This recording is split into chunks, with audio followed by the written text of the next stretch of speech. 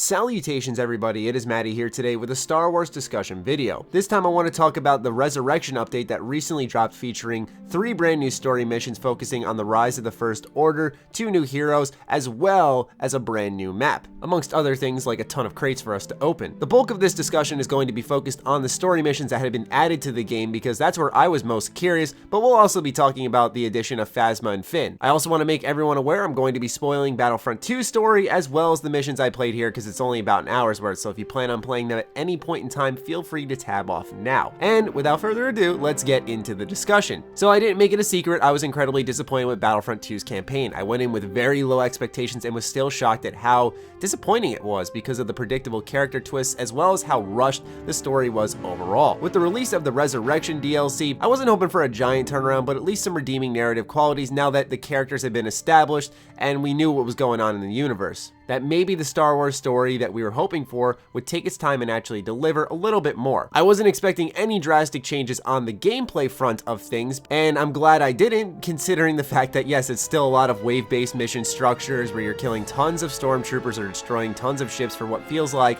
a millennium, and then finally progressing to the next mission structure. What I am happy to report is that this entire series of missions focuses on item versio, which is something the main story failed to do. So I was a little more intrigued, a little more invested, despite it, like I said, only being an hour. It still was a intriguing hour, we'll say. We got to meet Iden's daughter, who in fact we now know is not Rey, which was a concern amongst the Star Wars community. I personally said just business-wise, it would make sense to make Rey Iden's daughter. Ironically, her name is Zay, and she is going to be playing a very important role in the Battlefront 2 story going forward, and I imagine there's going to be 3 more DLC missions that are going to let you play as Zay as she joins the Resistance. I thought the way it was handled, learning that the First Order is abducting children and turning them into soldiers and trying to grow their empire that way, was a little bit of a darker twist that made the Empire seem more evil. Hask also tries to really stick it to Iden by killing her daughter, and I think it would have been a little more emotionally investing if he had successfully done that. I mean, the whole ship crashes, but she still manages to escape and live by the end of it. But what was the most shocking part about all these DLC missions is when Iden Versio actually passes away.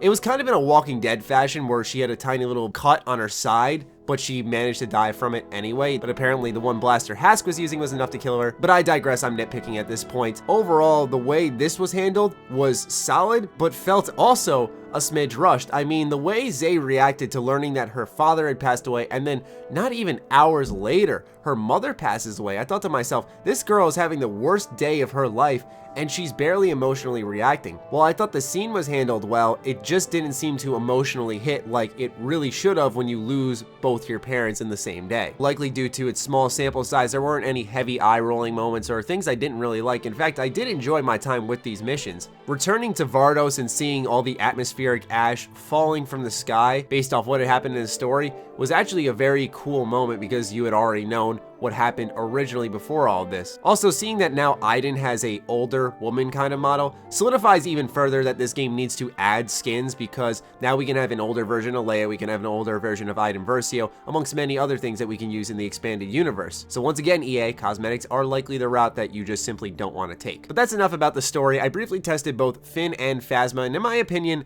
I like Phasma a lot more. Her kit's just more enjoyable, especially when she pulls out the staff, but overall both of them are enjoyable. I feel Finn is more of a support role, but still it's awesome to see both of them in the game upon launch. You don't need to buy them with any credits, they're there right away. That was really relieving to see, thinking that, oh man, I barely have credits as it is, because the game still gives out really crummy rewards, so it was nice to see that they were at least giving these to us. With the way Battlefront 2 is performing, I'm a little bit nervous to see how the future of these patches goes and where EA is going with them. You have to wonder if free-to-play is in their future. Time shall tell, but these are just my thoughts on the Resurrection update that dropped. I'll be doing these because you guys enjoy the Battlefront 2 videos on the channel, and I love talking about Star Wars. It's going to be a Star Wars-filled weekend, so I hope you guys are ready. I'd love to hear your thoughts on the Resurrection update in the comments down below, so fire away everybody. Other than that, follow me on Twitter, like me on Facebook, those links are in the description down below, along with my Patreon. Do consider supporting that as it fuels all the content we create here. Stay sexy, stay active, I love you all, peace.